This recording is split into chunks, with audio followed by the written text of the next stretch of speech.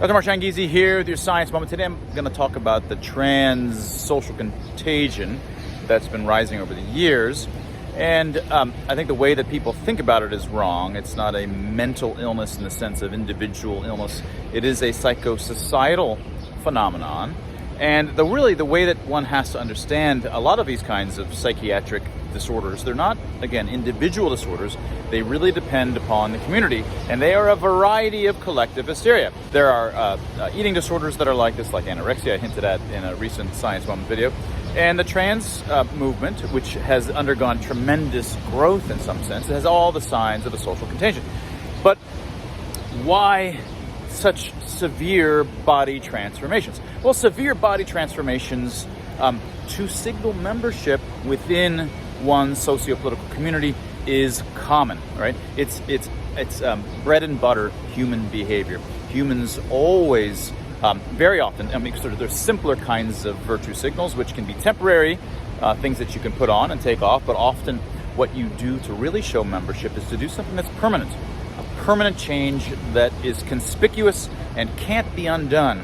This is the greatest way that you can show membership of your socio-political community. And then it tends to be the case that whatever that membership signal is comes to be viewed as itself virtuous. A narrative comes within the community, it's selected for, that points to that and says it's actually good to have that membership signal, right? So one of the more severe cases is again, permanent body transformation. So we find gangs and many kinds of social groups, which are again lifestyles. They're not just some simple club of being in the biking club or belonging to a CrossFit gym. No, these are much more socio-political. You're part of a movement when you're part of that gang. It's about your life and your identity. These people have tattoos, of course, all over their bodies of various kinds.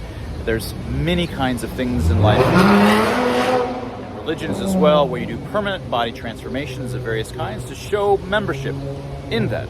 In tribes, you have mutilations, scarrings, various kinds of things that shows how worthy you are and that you've really gone out of your way to both do the rite of passage and also one that's signaling to everybody here and forever that I'm part of that socio-political community. It's only in this context that you're going to be able to understand these sorts of movements like that of the trans movement.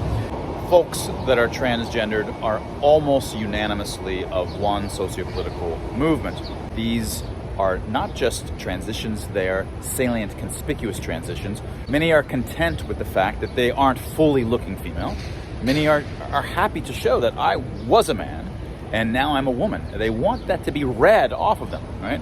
They don't want it to be the case that no one ever knows. Now there are some that want that, but many are content. They are signaling that membership. You want to understand these sorts of